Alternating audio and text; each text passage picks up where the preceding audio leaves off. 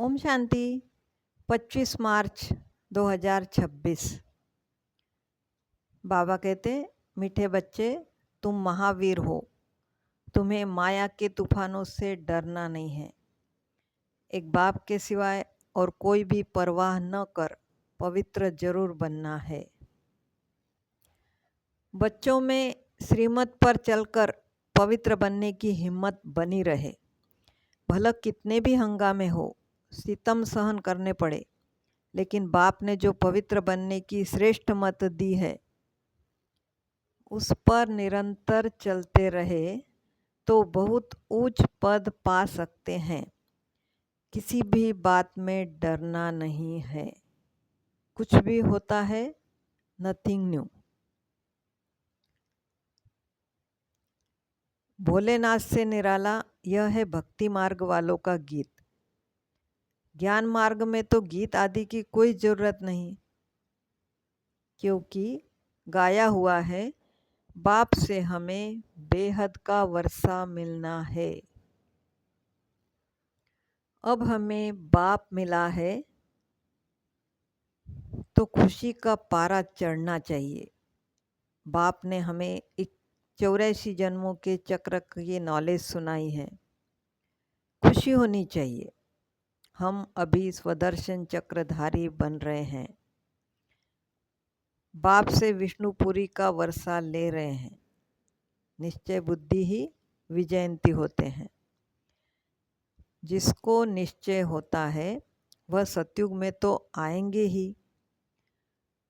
तो बच्चों को सदैव खुशी रहनी चाहिए। Follow father. हम जानते हैं निराकार शिव बाबा ने जब से इनमें प्रवेश किया है बहुत हंगामे हुए हैं, पवित्रता पर झगड़े हुए हैं। भला मनुष्य गीता पढ़ते हैं परंतु उससे समझते कुछ नहीं। सबसे जास्ती बाबा को अभ्यास था। एक दिन भी गीता पढ़ना मिस नहीं करते थे। जब उन्हें मालूम पड़ा गीता का भगवान शिव है तो उन्हें नशा चढ़ गया। हम तो विश्व के मालिक बनते हैं। यह तो शिव भगवानुवाच है। फिर पवित्रता का भी बड़ा हंगामा हुआ। इसमें बहादुरी चाहिए। हम है ही महावीर महावीरनी, सिवाय एक के और कोई की परवाह नहीं। पुरुष है रचता, रचता खुद पावन बनता है तो रचना को भी पावन बनाता है। सारी क्रिएशन अभी इस समय पतित है। बाबा ही सबको पावन बनाते हैं। सब कहते हैं, हे पतित पावन लिबरेटर आओ, तो उनको ही तरस पड़ता है। रहम दिल है ना। बाबा समझाते हैं, बच्चे डरो मत, माताओं पर भी अत्याचार होते हैं। यह भी निशानी है द्रौपदी का। शास्त्रों में वर्णन आया है। बाप 21 जन्मों के लिए हमें बचाते हैं। दुनिया इन बातों को नहीं जानती। पतित तमोप्रधान पुरानी सृष्टि भी बननी ही है। हर चीज नई से फिर पुरानी जरूर होनी है। पुराने घर को छोड़ना ही पड़ता है। नई दुनिया गोल्डन एज, पुरानी दुनिया आयरन एज। सदैव तो रह न सके। हम जानते हैं यह सृष्टि चक्र है। अभी देवी देवताओं के राज्य की स्थापना हो रही है। राम राज्य किसको कहा जाता है यह भी कोई समझते नहीं। हम बच्चों ने अनेक जन्म 21 जन्म राज्य लिया है, फिर गवाया है। हम 21 जन्म सतयुग में रहते हैं, उसको कहा जाता है 21 पीढ़ी। सतयुग में अकाले मृत्यु कभी होती नहीं। अब हम त्रिकालदर्शी बन गए हैं। हम जानते हैं शिव बाबा कौन है। शिव के मंदिर भी ढेर बनाए हैं। भक्ति मार्ग की भी ड्रामा में नूंद है। घर पर भी श्री कृष्ण की अथवा शिव की मूर्ति रख सकते हैं। चीज तो एक ही है, फिर भी इतना दूर दूर मंदिरों पर जाते हैं। बाबा कहते हैं, क्या उनके पास जाने से श्री कृष्णपुरी का वर्षा मिलेगा? अभी हम जानते हैं, जन्म जन्मांतर हम भक्ति करते आए। जो सीखने वाले हैं वह संस्कार ले जाएंगे, वहाँ आकर फिर विमान बनाएंगे। यह भविष्य में हमें सुख देने वाली चीज़ें हैं। यह साइंस फिर हमारे काम आएगी। अभी तो यह साइंस दुख के लिए है। अभी स्थापना हो रही है। बाप नई दुनिया के लिए राजधानी स्थापन करते हैं, तो हमें महावीर बनना है। दुनिया में यह थोड़े ही कोई जानते हैं कि भगवान आया हुआ है। बाप कहते हैं, गृहस्थ व्यवहार में रहते कमल फूल समान पवित्र रहो, इसमें डरने की बात नहीं। जन्म बाई जन्म फीचर्स बदलते जाते हैं। 84 जन्मों में जो फीचर्स वाले जन्म लिए हैं वही लेंगे। अब हम जानते हैं, यही फीचर्स बदल दूसरे जन्म में यह लक्ष्मी नारायण के फीचर्स हो जाएंगे। हमारी बुद्धि का अब ताला खुला हुआ है। बाबा भी नई नई बातें समझाते हैं। महावीर कोई तूफान से डरेंगे नहीं। यह अवस्था पिछाड़ी में होनी है। इसीलिए गाया हुआ है, अतीन्द्रिय सुख गोप गोपियों से पूछो। कल्प पहले मिसल नरक का विनाश तो होना ही है। सतयुग में तो एक ही धर्म होगा। यह भी किसको पता नहीं है कि राम राज्य रावण राज्य अलग अलग है। बाबा कहते हैं, इतनी बड़ी प्राप्ति होती है तो अगर एक जन्म पवित्र रहे तो क्या बड़ी बात है। हम तुम्हारे पति ईश्वर है, हमारी आज्ञा पर पवित्र रहना पड़ेगा। बाबा युक्तियाँ बता देते हैं। भारत में ही यह कायदा है।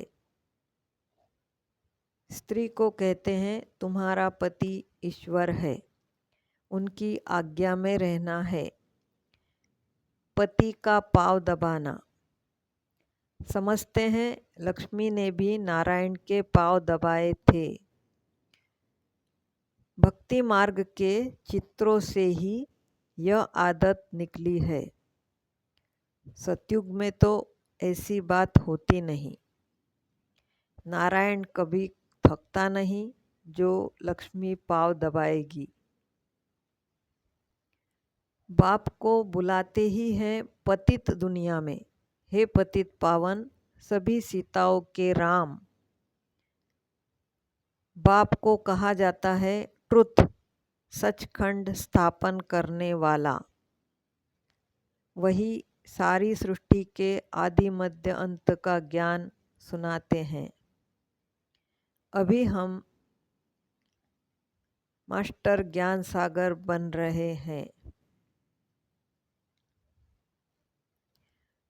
तुम उनको अपना वारिस बनाएंगे तो वो तुमको 21 जन्मों के लिए वर्षा देंगे।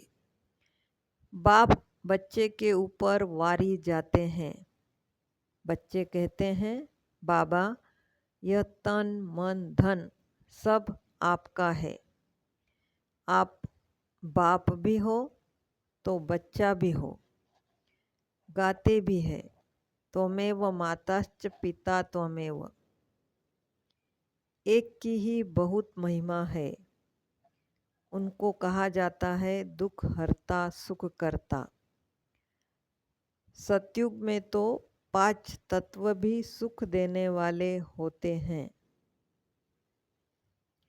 हम अभी जानते हैं कि यह वही 5000 वर्ष पहले वाली लड़ाई है।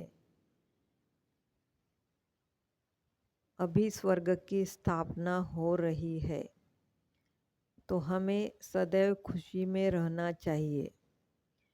भगवान ने हमें एडॉप्ट किया है, फिर हम बच्चों को बाप ही श्रृंगारते भी है और पढ़ाते भी है। अच्छा, मीठे मीठे सिक्के लदे बच्चों प्रति माता पिता बाप दादा का याद प्यार और गुड मॉर्निंग। रूहानी बाप की रूहानी बच्चों को नमस्ते।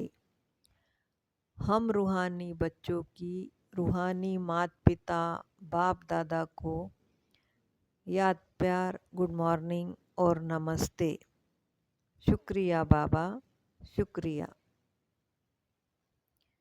वरदान: समस्याओं को चढ़ती कला का साधन अनुभव कर सदा संतुष्ट रहने वाली शक्तिशाली भव। जो शक्तिशाली आत्माएं हैं वह समस्याओं को ऐसे पार कर लेती है जैसे कोई सीधा रास्ता सहज ही पार कर लेते हैं। समस्याएं उनके लिए चढ़ती कला का साधन बन जाती है। हर समस्या जानी पहचानी अनुभव होती है। वे कभी भी आश्चर्यवत नहीं होते, बल्कि सदा संतुष्ट रहते हैं।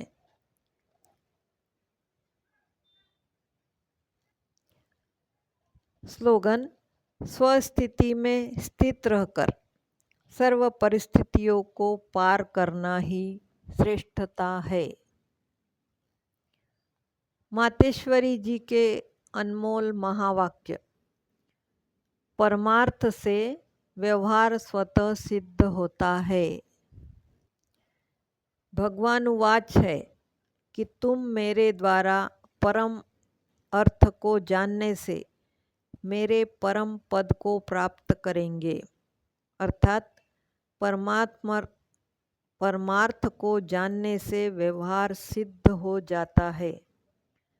देखो, देवताओं के आगे प्रकृति तो चरणों की दासी होकर रहती है। यह 5 तत्व सुख स्वरूप बन मन इच्छित सेवा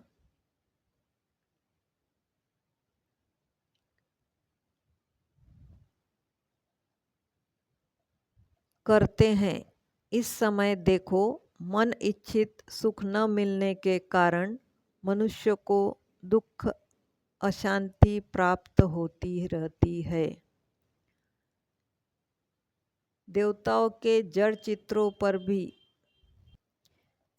इतने हीरे जवाहरात लगाते हैं, तो जब चैतन्य में प्रत्यक्ष होंगे तो उस समय कितने वैभव होंगे। इस समय मनुष्य भूख मरते हैं और जड़ चित्रों पर करोड़ों रुपए खर्च कर रहे हैं। जरूर उन्होंने ऐसे श्रेष्ठ कर्म किए हैं, तभी तो उन्हों के यादगार बने हुए हैं। उनका पूजन भी होता है। वह निर्विकारी प्रवृत्ति में रहते भी कमल फूल समान अवस्था में थे, परंतु अब वो निर्विकारी प्रवृत्ति के बदले विकारी प्रवृत्ति में चले गए हैं, जिस कारण सभी परमार्थ को भूल व्यवहार के तरफ लग गए हैं। अब अपने को स्वयं परमात्मा आए विकारी प्रवृत्ति से निकाल निर्विकारी प्रवृत्ति सिखाते हैं, जिससे अपनी जीवन सदा काल के लिए सुखी बनती है। इसीलिए पहले चाहिए परमार्थ, बाद में व्यवहार। परमार्थ में रहने से व्यवहार ऑटोमेटिकली सिद्ध हो जाता है। अव्यक्त इशारा। निश्चय के फाउंडेशन को मजबूत कर सदा निर्भय और निश्चिंत रहो। जैसे डॉक्टर पेशेंट को पहले फेथ में लाते हैं, उन्हें विश्वास हो जाता है कि यह डॉक्टर बड़ा अच्छा है, यहाँ से शफा मिल जाएगी। ऐसे रूहानी डॉक्टर में भी ऐसी शक्तिशाली तेज हो जो सबका फेथ हो जाए कि यहाँ पहुँचे हैं तो अवश्य कोई ना कोई प्राप्ति होगी ही। ओम शांति।